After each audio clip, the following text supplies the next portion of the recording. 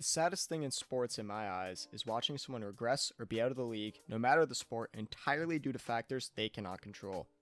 We've seen this with Derrick Rose, who went from the youngest MVP in NBA history to a sixth man, and with Sterling Sharp, who had to retire due to a neck injury after seeming like a star. However, today I'm going to look into the players that we thought would never come back in the NFL, or even football in general in some cases, but proved everybody wrong. But before I get into the video, make sure you guys like and subscribe to the channel. All support is very much appreciated, helps me out a lot, so help a man out. Also, go check out @JerseyApparelUSA on Instagram for some high quality, cheap sports jerseys. You can get your favorite player's jersey in just 7 to 10 days with a simple Instagram DM. Now, let's get right into the topic. To start is one of my favorite players of all time, safety Eric Berry. Berry was drafted with the 5th overall pick in the 2010 draft by the Kansas City Chiefs. He was drawing comparisons to Ed Reed prior to the draft. He signed a 6-year, $60 million deal for his rookie contract. Well, that comparison looked good early, as he was a Pro Bowl in his rookie year, 2012, and a first-team All-Pro in 2013. All this while still on his rookie deal. That's insane. However, during the 2014 season, he suffered a high ankle sprain, missed 5 games. Came back. During the game on November 20th, 2014, he complained that he was having pains in his chest. And on December 8th, 2014, it was found that he had Hodgkin's lymphoma and missed the rest of the season and potentially ruin his career. Lymphoma is one of the top 7 easiest cancers to cure, so it was always an option that if all goes well, he would come back. And after tearing his ACL in 2011, it took him 9 months to recover. But with cancer, it took him 7 months. He was back on the field for week 1 of the 2015 season. An absolutely amazing story out of Kansas City. He's one of the best safeties in the league. Didn't just beat down opposing offenses, but he also beat cancer. To make this story even better, he would go on to make the first team All-Pro after having an outstanding season and winning Comeback Player of the Year, and get another first team All-Pro nod the following season in 2016. And the best moments in football came in a game against Atlanta. In Atlanta, on December 4th, 2016. Eric Berry had a pick 6 and a pick 2 during the game. The pick 2 made the game go from 28 to 27 Atlanta lead to a 29 to 28 Chiefs lead, and they ended up winning the game. I remember watching that live, and I love that game because I love Eric Berry, and seeing him succeed, especially after all that happened, was an amazing sight.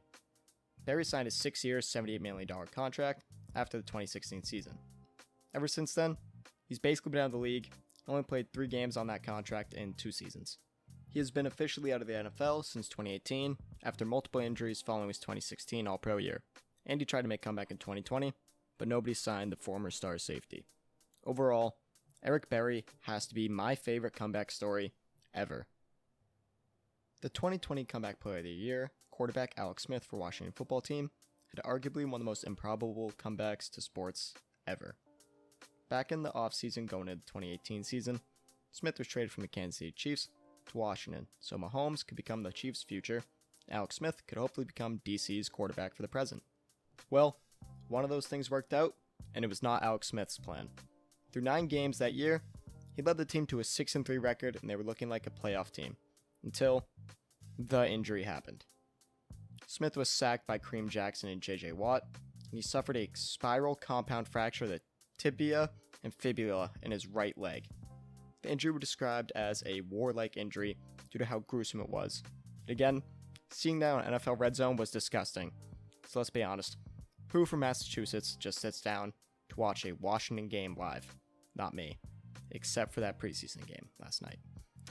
Anyways, Smith had to have 17 surgeries on his leg to fix it, and he almost lost it, maybe even his life, due to an infection in the leg. It was believed that Smith would never see the field again because the same injury happened before quarterback Joe Theismann. On the same field, same final score, same team, same date but 33 years apart. Both caused by a 3-time Defensive Player of the Year pass rusher, both teams missing their Pro Bowl left tackle. Very weird. That same injury caused Joe Theismann to retire, and most thought the same would happen for Alex. However, he fought through all the adversity, the surgeries, the infection, and the fear of even trying to get back on a football field. And he made the 53-man roster for the 2020 season for Ron Rivera and crew in Washington. He was a third-string quarterback, but after Dwayne Haskins got benched, Kyle Allen got injured, it was Smith's first snap back at quarterback in 693 days. He would finish the season 5-1 as a starter. Washington would make the playoffs, but Smith would miss the lone playoff game for the team.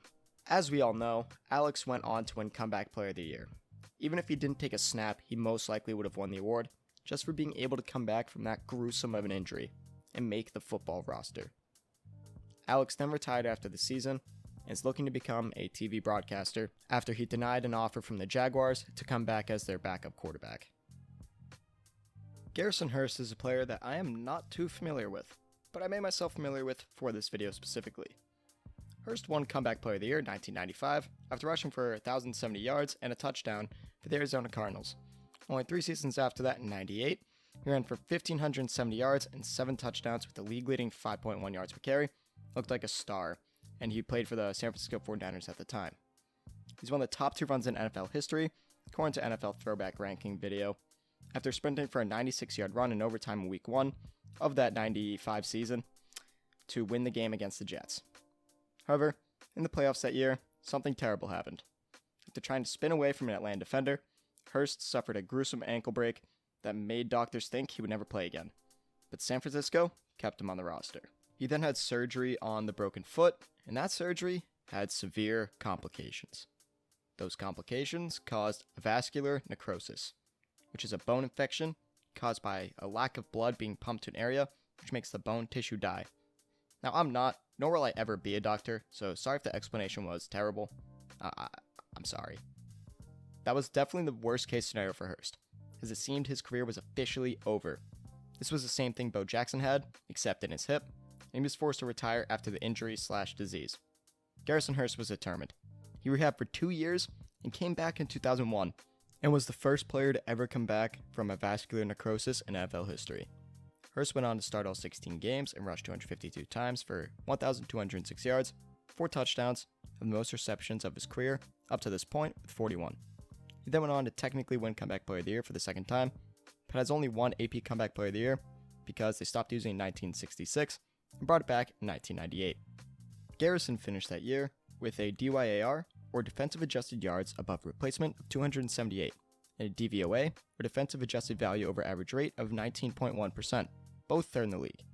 Now, both of those stats are very hard to explain, but they're from Football Outsiders, and DYAR basically means the total value a player adds to his team, adjusted to opponent, situation, down and distance, etc. DVOA is the same thing, but as a rate, and it can also be used to explain why someone was more efficient as a player. Little explanation, but back to Hearst.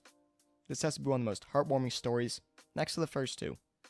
Being told you probably won't be able to play again, having complications and surgery, causing a disease that made Bo Jackson, one of, if not the best athlete ever, retire from his sports careers, then coming back and rushing for 1,200 yards after not playing for 2 years, then remain a serviceable running back for a couple years after, is just incredible.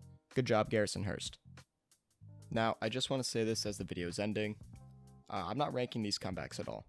Just, these 3 were some of my favorites. I could have put Michael Vick in here, but I feel like the direction I went worked a lot better. Like the last video, I could have put more, but I feel like having 3 very good ones rather than 5+ solid ones leads to better quality. That's what I care about. Although I only got to see 2 of these happen in my football days, and even lifetime, because I was born in 2002, and Hearst's comeback was from 99 to 2001. These 3 stories show that no matter what happens, something's waiting for you at the end of the tunnel. You should always fight for it. Whether that is going back to the NFL and succeeding, or just proving all of your doubters wrong by doing what they said you couldn't, it will lead to the greater good in life and in sports. Very inspirational message. I know. You don't have to tell me twice. With all that being said, that is it for me, guys. Thank you for tuning in to Fanatic Sports. If you made it this far in the video, come on now, give it a like and subscribe to the channel. It only takes about 2 seconds to do. Also, follow me on Instagram at FanaticSports25 and on Twitter and TikTok at Fanatic Sports.